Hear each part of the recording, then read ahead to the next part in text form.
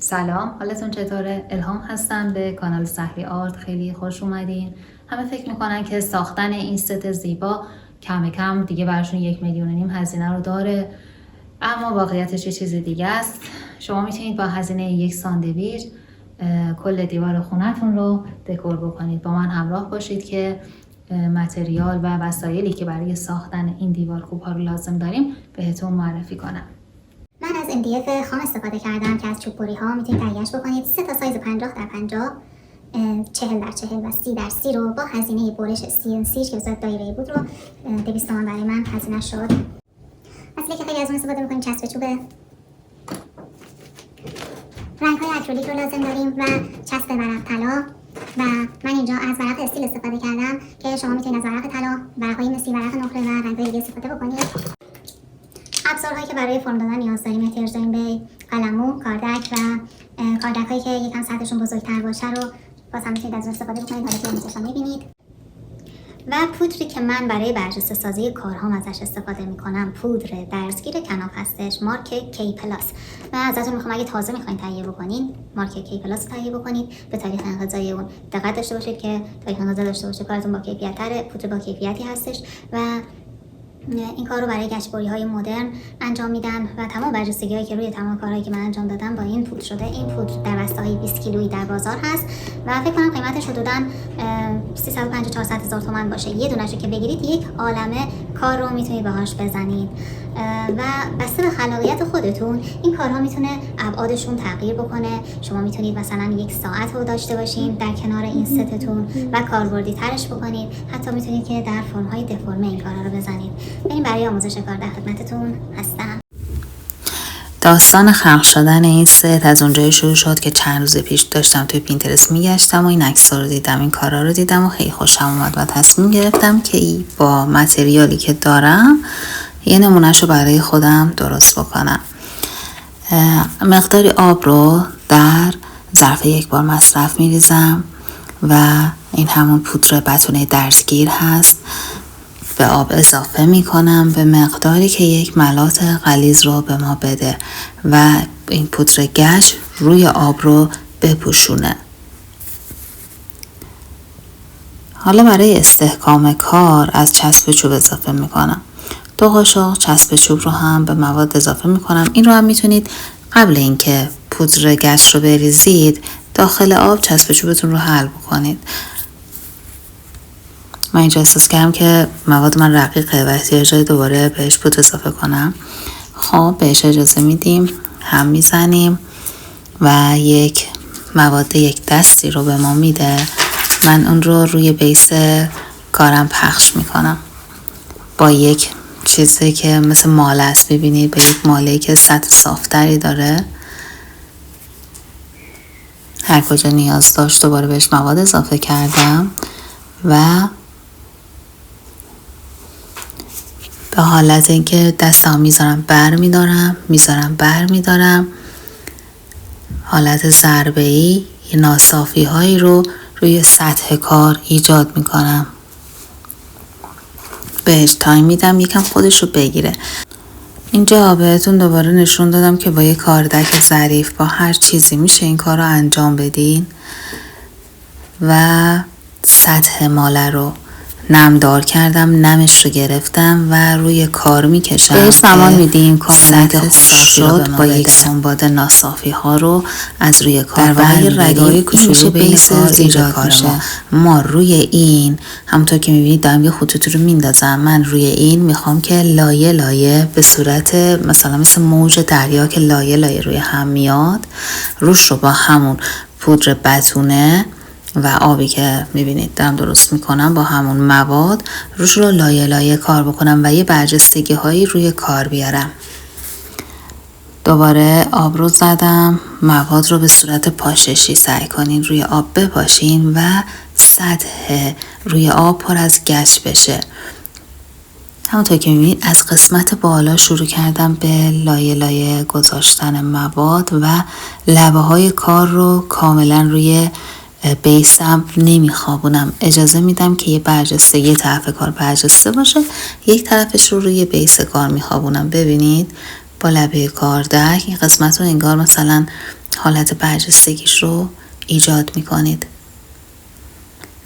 پایین رو دوباره صاف میکنم.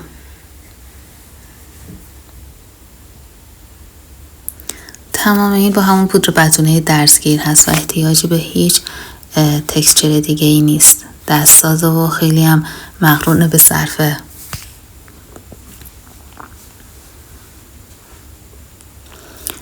خب الان به خاطر اینکه یه جایی از کار رد کاردک مونده و اینا، مثلا دوست داشتم صاف تر بشه یا لبه های کار رو برجسته تر بکنم، به بیرون فرم بدم به داخل فرم بدم، انگشتتون و دستتون رو خیس بکنید و تا قبل اینکه کاملا خشک بشه این کار رو شما میتونید انجام بدین. دوستان اگه تا اینجا از آموزش راضی بودین لایک کنید، توی کامنت ها نظرتون رو بهم بگید دوست دارید بیشتر در مورد چه چیزهایی، چه آموزش هایی رو داشته باشیم توی کانال. خب توی این مرحله برای اینکه کارمون برجسته تر بشه و زیباتر بشه، من همون پودر بتونه رو درست کردم، آوردم توی قیف ریختم، توی یه کیسه فریزر و لبه های کار رو به این صورت شروع کردم به ملات گذاری دوباره و برجسته تر شد کار.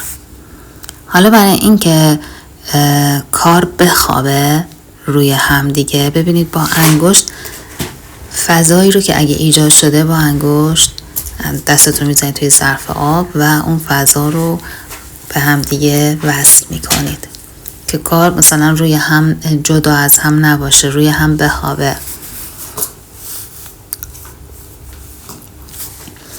و این کارم برای اینکه ظرافت بیشتری داشته باشه با یه قلم و یه سرتخت قلموتون رو نمدار بکنید. دقت بکنید نمدارش بکنید. آب اضافه رو میگیریم و لبه های زیری کار رو به سطح کار میچسبونید و هر شکلی که دوست داشته باشید، مثلا اگه داشتید خطوط ظریف‌تری رو روی کار بزنید و اینا، با این قلمو دستتون آزادتره و میتونید این کار رو بکنید.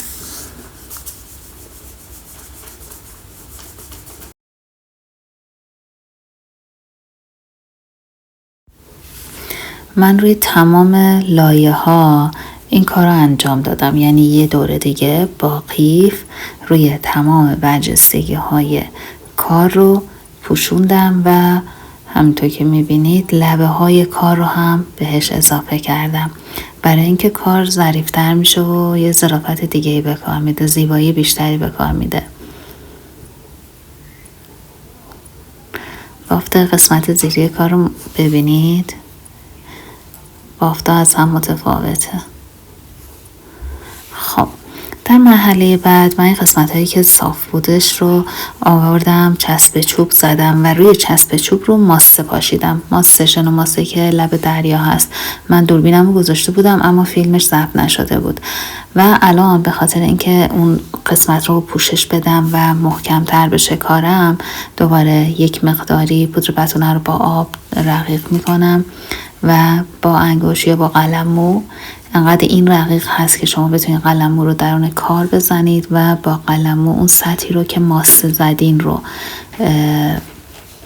پوشش بدین. این کار به دوام و استحکام کارتون کمک میکنه و باعث میشه که این گچی که ما داریم خیلی ریزش داره، خیلی شکننده هست. هر بار که شما روی این رنگ اکریلیک میزنید یا چسب چوب کار میکنید یا پودر بتونه رو دوباره کار میکنید، باعث میشه که کار ما محکم تر بشه و مقاوم سازی بشه. کل سطح کار رو با پودر بتونه، اون جایی که من دوباره کار کردم یعنی روش شن زده بودم رو با پودر بتونه پوشش میدم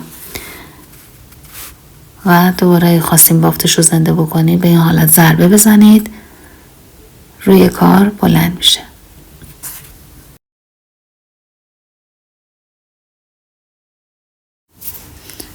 اجازه میدیم که سطح کارمون خشک بشه و بعد از اون باز هم برای مقاوم سازی بیشتر و یک دست شدن سطح کارمون نیاز داریم به رنگ اکریلیک سفید که با آب من رقیق میکنم و دوباره سطح کار رو با رنگ اکریلیک سفید پوشش میدم و میذارم بعد اون خشک بشه. میرم برای رنگ نهایی کار.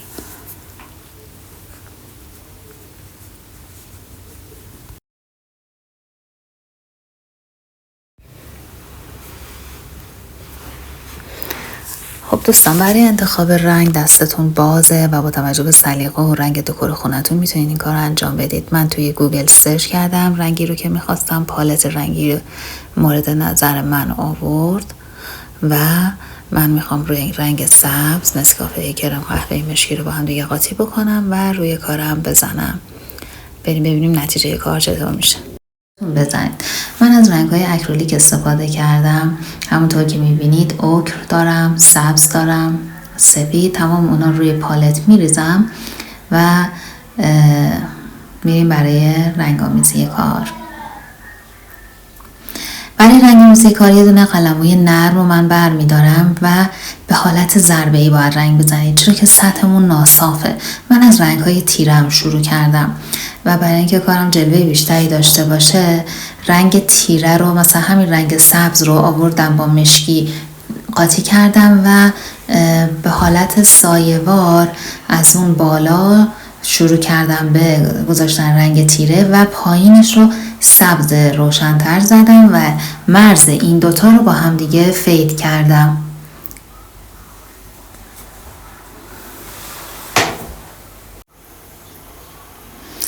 اینجا از ترکیب رنگ سفید و قهوه‌ای استفاده کردم. یه رنگ خیلی زیبای نسکافه‌ای به من داد و من بهتون پیشنهاد میدم که همینجوری رنگ ها رو از روشن به تیره کنار هم داشته باشید و مثلا یک رنگ رو به تنهایی درون کار استفاده نکنید. اجازه بدید که رنگ ها در کنار هم بیان و کارتون رو به حالت مثلا سایه روشن رنگ بکنید. اونجوری خیلی کار جذاب تر میشه. یعنی مثلا در یک طیف رنگی، در یه دونه از این خطوطی که ما داریم، میتونه چند تا رنگ بیاد کنار هم بشینه و کار جلوه خیلی زیباتری به کارتون میده. ببینید مثلا یه جا روشن کار شد، یه جا دیگه من قلم رو بردم مثلا با رنگ قهوه‌ای بیشتر، با رنگ اوکر یه جا زدم که طیف‌های رنگی متفاوتی به من بده و من چیزی که من دیدم وقتی که این ترکیب رنگ ها این شکلی کنار هم میشینه خیلی کار جذاب تر میشه. حالا ادامه رو ببینید.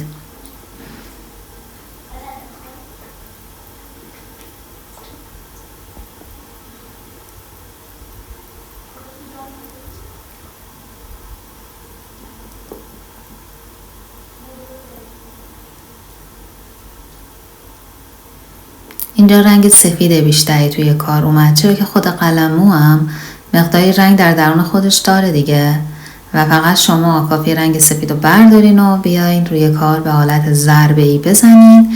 الان اینجا رنگ تیره تر رو برداشتم و اومدم داخل سفید فیدش کردم. خیلی کار زیبایی شد در نهایت. هر کجا رنگ رو دوست نداشتین اجازه بدین خشک بشه، دوباره همون قسمت رو رنگ بکنید. اصلا دستتون بازه، هیچ مشکلی برای کار پیش نمیاد. فقط لبه های کار رو همونطور که میبینید من لبه های کار رو هم رنگ میکنم، این برجستگی ها رو هم رنگ میکنم، چرا که در ادامه میخوایم اینا رو با چسب ورق طلا بپوشونیم. نباید سفید و بی رنگ بمونه، خام بمونه، چون همه اونو ما چسب نمیزنیم، لبه هاش رو چسب میزنیم، چسب ورق طلا و نهایتا ورق طلا یا ورق استیل اون این مقداری رو که ما چسب زدیم رو میپوشونه.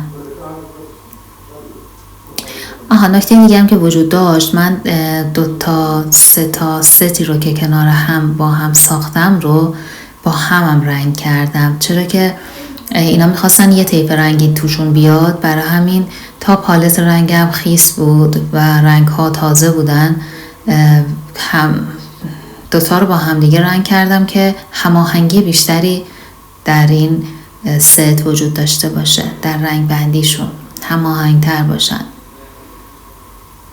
و همین که از لحاظ صرف رنگ هم به صرفه تر هست دیگه. شما یک بار رنگ رو درست میکنید، اگه این تعداد هم مثلا 5 تیکه باشه 6 تیکه هم باشه، باز هم در یک نوبت شما همه رو رنگ میکنید و هم رنگ ها هماهنگ تره، کار هماهنگ تر هستش، هم زیباتر میشه و هم صرف رنگش بیشتره براتون.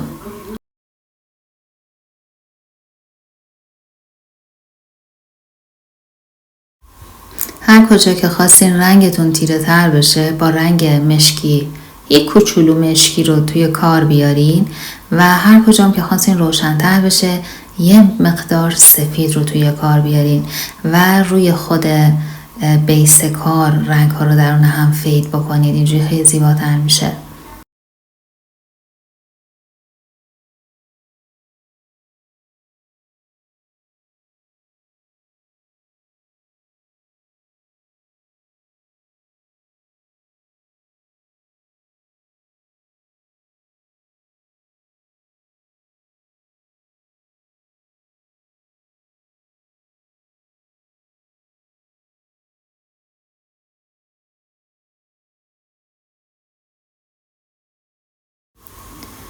من اینجا از اکریلیک طلایی استفاده کردم و روی کار رو یک تاچ خیلی خیلی کمرنگ ضعیف از اکریلیک زدم و خیلی کار رو زیباتر کرد.